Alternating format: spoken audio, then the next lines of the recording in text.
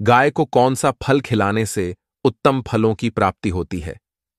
इस प्राचीन कथा के माध्यम से हम जानते हैं गाय को कौन सा फल खिलाना चाहिए। दोस्तों, एक समय की बात है। देवर्षि नारद भगवान शिव के दर्शन करने के लिए कैलाश पर्वत की ओर निकल पड़ते हैं। तभी उन्हें रास्ते में अनेक गायें दिखाई पड़ती हैं और गायों के साथ अनेक शेर भी घूम रहे होते हैं। दो विपरीत पशुओं को एक साथ देखकर उन्हें बड़ा विस्मय हुआ। तभी उन्हें एक मनुष्य दिखाई पड़ता है जो गायों के साथ खड़ा है और उन्हें भोजन करा रहा है। देवर्षि नारद उस मनुष्य के पास जाते हैं और पूछने लगते हैं, हे विप्रवर, ये कौन सा प्रदेश है? ये स्थान बड़ा ही विचित्र दिखाई पड़ रहा है। गाय और शेर एक साथ घूम रहे हैं, दोनों को एक दूसरे का भय नहीं है। तब वह मनुष्य कहता है, हे मुनिवर, ये कैलाश पर्वत है। यहां पर भगवान शिव की बड़ी माया फैली हुई है, इसी कारण से यहां पर कोई हिंसा नहीं करता है। शिव की माया से ही इस दुर्गम प्रदेश में सभी पशुओं को उत्तम भोजन की प्राप्ति हो रही है। ये बात सुनकर देवर्षि नारद भगवान शिव से मिलने के लिए उनके स्थान पर जाते हैं। देवर्षि को देखकर भगवान शिव कहते हैं, आइए देवर्षि, कैलाश में आपका स्वागत है। आज किस प्रयोजन से कैलाश पर आपका आगमन हुआ है? देवर्षि कहते हैं, हे भोलेनाथ, मन में आपके दर्शन करने की इच्छा हुई, सो चला आ गया। आपके दर्शन करने मात्र से ही सभी कष्ट समाप्त होते हैं प्रभु। भगवान शिव कहते हैं, हे देवर्षि, फिर भी आपके मन में कोई न कोई शंका तो अवश्य होगी, इसीलिए आप निसंकोच होकर पूछिए। देवर्षि कहते हैं, हे भोलेनाथ, आप तो सब कुछ जानते हैं, फिर भी पूछ रहे हैं। यदि दास को आज्ञा दे तो पूछने की चेष्टा करता हूं। हे भोलेनाथ, आप तो पशुपतिनाथ हैं, इसीलिए आप समस्त प्राणियों के रहस्य जानते हैं। आज मैं आपके पास गौ माता के महात्म्य को सुनने के लिए आया हूं। गौ माता को सबसे अधिक प्रिय चीज कौन सी है तथा उन्हें कौन सी वस्तु खिलाने से मनुष्य के दुख दूर होते हैं? भगवान शिव कहने लगते हैं, हे देवर्षि, आपने समस्त मानव जाति के कल्याण हेतु उत्तम प्रश्न किया है। इस प्रश्न का उत्तर देने से पूर्व मैं आपको इससे जुड़ा एक प्राचीन इतिहास कहता हूं। इस प्राचीन कथा के माध्यम से आपकी सभी शंकाओं का समाधान हो जाएगा, इसीलिए आप इस कथा को ध्यान से पूरा सुनिए। जो भी इस कथा का श्रवण करता है उसके समस्त पापों का नाश होता है, उसे दुर्गम से दुर्गम स्थान में उत्तम फल की प्राप्ति होती है। देवर्षि कहते हैं, हे भोलेनाथ, आपके मुख से इस कथा को सुनना मेरा परम सौभाग्य है। कृपया आप इस कथा को अवश्य कहिए। मैं इसे ध्यानपूर्वक सुनूंगा और इसका प्रचार करूंगा। फिर भगवान शिव नारद जी को कथा सुनाने लगते हैं। हे देवर्षि, पूर्वकाल की बात है, पृथ्वीलोक पर दाशेरक नाम का जो देश है, उसके पश्चिम भाग में एक अत्यंत दुर्गम मरुस्थल है। उस मरु प्रदेश में कोई भी मनुष्य प्राणी जीवित नहीं रह सकता। वह प्रदेश प्राणियों के लिए भय उत्पन्न करने वाला तथा अत्यंत दुष्कर है। वहां पर कोई भी मनुष्य प्राणी निवास नहीं कर सकता। उस स्थान पर केवल प्रेतों का ही वास रहता है। वहां की भूमि तपी हुई गर्म बालू से भरी रहती है। उस स्थान पर बड़े बड़े सर्प निवास करते हैं जो अत्यंत दुष्ट और भयंकर है। उस मरु प्रदेश में सूखे हुए और थोड़ी छाया वाले वृक्ष ही उगते हैं। शमी, खैर, पलाश, करील, पीलू आदि प्रकार के वृक्ष ही उस स्थान पर रहते हैं। कांटों से भरे हुए ये वृक्ष अत्यंत भयंकर दिखाई पड़ते हैं। उन पर कोई फल नहीं उगते हैं, इसी कारण से कोई प्राणी वहां पर जीवित नहीं रह पाते। उस स्थान पर केवल पाप करने वाले प्रेत और पिशाच ही निवास करते हैं। यमराज के द्वारा कष्ट भोगने के लिए उस स्थान पर उन्हें छोड़ा जाता है। भूख और प्यास से व्याकुल होकर वे प्रेत उस निर्जन स्थान पर भटकते रहते हैं। उस मरुस्थल में बहुत थोड़ी वर्षा होती है, आकाश में बादल भी कम ही दिखाई पड़ते हैं। पीने के लिए कहीं पर भी जलाशय नहीं होता है। भूमि पर जो जल गिरता है वह भी तुरंत ही अदृश्य हो जाता है। फिर एक दिन एक बनिया अपने साथियों के साथ उस निर्जन स्थान की ओर चलने लगता है। फिर दुर्भाग्यवश होकर वह अपने साथियों से बिछड़कर उस निर्जन स्थान में पहुंच जाता है।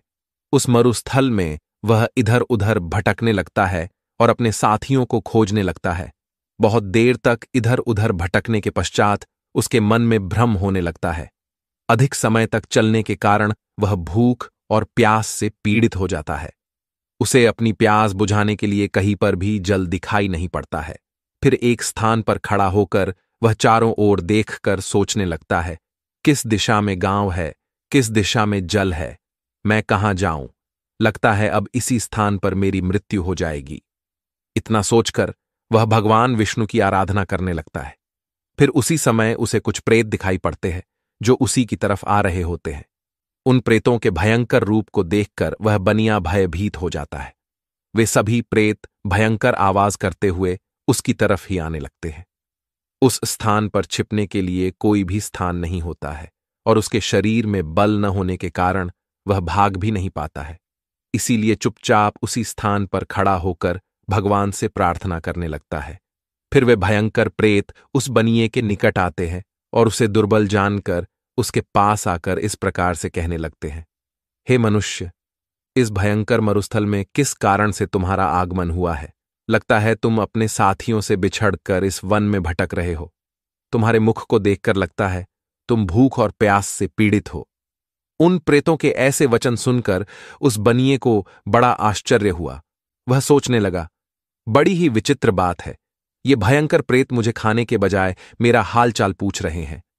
वह बनिया उन प्रेतों से कहने लगता है, हे प्रेतों, दुर्भाग्य से मैं अपने साथियों से बिछड़कर इस स्थान पर आ गया हूं। कृपया तुम मेरा भक्षण न करो। मैं भगवान विष्णु का भक्त हूं। इस समय मैं भूख और प्यास से व्याकुल हो रहा हूं। तब उस प्रेत ने कहा, हे मनुष्य, तुम चिंता मत करो, हम तुम्हारा भक्षण नहीं करेंगे। भगवान की कृपा से हमें इस मरुस्थल में भी उत्तम भोजन की प्राप्ति होती है। इस प्रकार से कहकर उस प्रेत ने अचानक से एक टोकरी प्रकट की जिसमें नाना प्रकार के व्यंजन और जल रखा हुआ था। वह प्रेत उस बनिए से कहने लगता है, हे मनुष्य, लो, इस टोकरी से अन्न लेकर तुम ग्रहण करो। उस टोकरी में रखे हुए व्यंजनों को देखकर वह बनिया बहुत प्रसन्न हुआ और उसने तुरंत ही उस टोकरी में से अन्न लिया और उसे जल्दी जल्दी खा लिया। उस अन्न को खाकर बनिए की भूख शांत हुई और वह संताप से रहित हो गया और उस प्रेत को प्रणाम करते हुए कहने लगा, हे प्रेतों, तुम्हारा धन्यवाद है। आज तुमने मेरी भूख और प्यास मिटाई है। फिर उस प्रेत ने अन्य प्रेतों को भी भोजन करने के लिए कहा। सभी प्रेतों ने उस टोकरी में बचा हुआ भोजन भी खा लिया। फिर वह भोजन की टोकरी अचानक से अदृश्य हो गई। इस विचित्र घटना को देखकर उस बनिए को बड़ा आश्चर्य हुआ। तब उस बनिए ने उस प्रेत राज से कहा, हे भाई, इस वन में मुझे यह बड़े आश्चर्य की बात प्रतीत हो रही है। इस वन में न फल के पेड़ है, न नदी है और न सरोवर है, फिर भी तुम्हें इतना सुंदर और स्वादिष्ट भोजन कहां से प्राप्त होता है? तुम कौन हो और इस वन में किस कारण से तुम लोग भटक रहे हो? कृपया मुझे विस्तार से तुम्हारा सारा वृतांत सुनाओ। फिर वह प्रेत कहने लगा, हे मनुष्य, मैं तुम्हें मेरे पूर्व जन्म के बारे में बताता हूं, इसीलिए तुम इसे ध्यानपूर्वक सुनो। पूर्व जन्म में मैं मध्य देश में रहता था। मैं बहुत ही धनवान सेठ था। मेरे पास किसी चीज की कोई कमी नहीं थी। मैंने व्यापार करके बहुत सारा धन इकट्ठा किया था, किंतु उस नगर में मेरे जितना दुरात्मा दूसरा कोई नहीं था। मैंने दूसरों को लूटकर सूत लेकर धन अर्जित किया था। मैंने अनेक लोगों के साथ छल किया था। मैंने कभी भगवान की पूजा नहीं की, कभी दूसरों को दान नहीं दिया। उसी समय में मेरे एक गुणवान ब्राह्मण मित्र थे जो सदैव मेरे हित की बात किया करते थे। उन्होंने मुझे कई प्रकार का महत्वपूर्ण ज्ञान दिया था। धन की रक्षा के लिए उन्होंने अनेक उपाय भी बताए। फिर एक दिन मैं उनके साथ तापी नदी के तट पर गया। उस स्थान पर मैंने उनके साथ उस नदी में स्नान किया। वहां पर एक प्राचीन आश्रम था जहां पर अनेक गाय बंधी हुई थीं। अपने मित्र की बात मानकर मैंने उन गायों को एक टोकरी भर केले के फल खिलाए और फिर लौटकर अपने घर चला आ गया। कुछ समय के पश्चात दैवयोग से मेरी मृत्यु हो गई। मृत्यु के बाद मुझे यम के 2 दूत लेने के लिए आ गए और वे मुझे पकड़कर यमराज के पास लेकर गए। यमराज ने चित्रगुप्त से मेरा लेखा जोखा देखने के लिए कहा। फिर चित्रगुप्त ने मेरा लेखा जोखा निकाला और कहने लगे, हे धर्मराज, यह दुरात्मा तो नास्तिक है।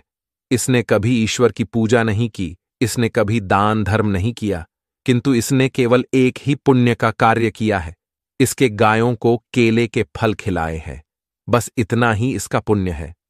चित्रगुप्त की बात सुनकर यमराज ने अपने दूतों को आदेश देकर मुझे प्रेत बनाकर इस दुर्गम प्रदेश में डालने के लिए कहा। नास्तिक और दुरात्मा लोगों को प्रेत बनाकर इस दुर्गम प्रदेश में डाल दिया जाता है, किंतु मेरे द्वारा केवल एक ही पुण्य का काम हुआ था। मैंने गाय को टोकरी भरकर केले का फल खिलाया था। इसी पुण्य के कारण से मुझे इस भयंकर दुर्गम स्थान में भी एक टोकरी भरकर स्वादिष्ट भोजन प्राप्त होता है। प्रेतों को ऐसा भोजन नहीं मिलता है। प्रेतों का भोजन अत्यंत घृणित और दुर्गंधी युक्त होता है। किंतु मेरे पुण्य के कारण यहां पर निवास करने वाले प्रेतों को भी उत्तम भोजन की प्राप्ति होती है। इसी कारण से इन्होंने मुझे अपना प्रधान बना दिया। यहां पर निवास करने वाले सभी प्रेत दुरात्मा हैं। इन्होंने अनेक पाप किए हैं। देवालयों से धन की चोरी की है, पराई स्त्रियों से संबंध बनाए हैं तथा स्वामी के साथ द्रोह किया है। इसी पाप के कारण ये सभी प्रेत बने हैं। भगवान विष्णु परमात्मा हैं और आप भगवान विष्णु के परम भक्त दिखाई पड़ते हैं। इसीलिए आपके इस स्थान पर आने से मेरी मुक्ति हो जाएगी और मुझे उत्तम गति प्राप्त होगी। परंतु मेरे बगैर ये सभी प्रेत इस मरुस्थल में कष्ट भोगेंगे। इसीलिए आप मुझ पर कृपा करके मेरे इन सभी प्रेत मित्रों की मुक्ति के लिए उपाय कीजिए। हे मनुष्य, मैंने हिमालय पर्वत की एक गुफा में खजाना छिपाया है। आप उस खजाने को प्राप्त करके इन प्रेतों की मुक्ति के लिए इनका श्राद्ध तथा तर्पण आदि कार्य करो। इतना कहकर वह प्रेत अदृश्य हो जाता है और उसे मुक्ति मिल जाती है।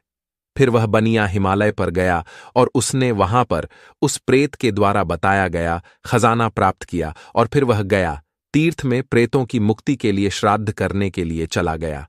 वहां पहुंचकर उस बनिए ने उन प्रेतों के लिए श्राद्ध करना आरंभ किया।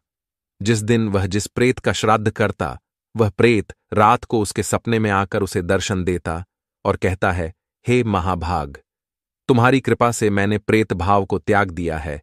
अब मैं परम गति को प्राप्त हो रहा हूं। तुम्हारा धन्यवाद है। इस प्रकार से अनेक दिनों तक उस बनिए ने वहां पर सभी प्रेतों के लिए श्राद्ध किया और सभी प्रेत एक एक करके उसके सपने में आकर उसे दर्शन देने लगे और सभी प्रेतों को मुक्ति प्राप्त हुई। फिर वह बनिया अपने घर पर लौट आया और भगवान विष्णु की भक्ति करने लगा। तदनंतर दीर्घ काल के बाद उस बनिए की मृत्यु हुई और वह भी परम दुर्लभ धाम वैकुंठ को चला गया। महादेव कहते हैं, हे देवर्षि, इस प्रकार से मैंने आपको गाय को केले का फल खिलाने का महत्व सुना दिया है। जो मनुष्य नित्य गाय की सेवा करता है, उसे केले का फल खिलाता है, उसे उत्तम गति की प्राप्ति होती है। गायों के 6 अंग गोबर, मूत्र, दुग्ध, दधि और घृत ये अत्यंत पवित्र और शुद्धि के साधन भी हैं। गोबर से बिल्व वृक्ष उत्पन्न हुआ जिसमें मेरा ही वास होता है। गोबर से ही कमल के बीज उत्पन्न हुए हैं। गोमूत्र से गुग्गुल की उत्पत्ति हुई है जो देखने में प्रिय और सुगंधि युक्त है, जो सभी देवों का आहार है। संसार में मूलभूत गोदुग्ध से उत्पन्न है। सभी मांगलिक पदार्थ दही से उत्पन्न है। घी से अमृत उत्पन्न होता है जो देवों की तृप्ति का साधन है। गाय से ही यज्ञ प्रवृत्त होता है। गौ माता के शरीर में 33 कोटि देवी देवताओं का निवास होता है। गाय एक अत्यंत पवित्र, निर्मल, शांत, निष्पाप जीव है। आर्गवेद में इसे संसार का पालन पोषण करने वाली कामधेनु माता कहा गया है। इसके दर्शन मात्र से मनुष्य के हजारों पाप नष्ट हो जाते हैं। इसीलिए कभी इस निष्पाप गौ माता पर अत्याचार नहीं करना चाहिए। गाय को कभी मारना नहीं चाहिए और कभी उन्हें कष्ट नहीं देने चाहिए। गाय को मारना शास्त्रों में सबसे बड़ा पाप माना गया है।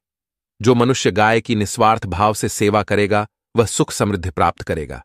जो स्त्री रसोई में बनी पहली रोटी गौ माता को खिलाएगी वह सदा सुहागिन और सौभाग्यशाली रहेगी। जो लोग अपने घर में गाय से प्राप्त पंचगव्य को घर में रखेगा उसके घर में कभी दुख दरिद्रता नहीं आएगी। जो व्यक्ति प्रतिदिन किसी न किसी तरह से गौ माता की सेवा करता है वह सबसे अधिक पुण्यवान बन जाता है। शास्त्रों में गौ माता को मां लक्ष्मी का रूप माना गया है। इसीलिए उनकी पूजा करने से दरिद्रता दूर होती है। प्राचीन काल से ही गौ माता की सेवा और संरक्षण करने की परंपरा चली आ रही है। कई ऋषि मुनि अपनी कुटिया में गायों का पालन करते थे तथा राजा महाराज गायों का दान करते थे। गायों के दान को सबसे बड़ा दान कहा गया है। गाय का दान करने से सभी जन्मों के पाप नष्ट हो जाते हैं और मनुष्य को मोक्ष की प्राप्ति होती है। गौ माता के दर्शन करना बहुत शुभ होता है। शास्त्र कहते हैं, रोज सुबह गाय के दर्शन होने से पुण्य की प्राप्ति होती है और सुबह गोबर के दर्शन होने से लक्ष्मी की प्राप्ति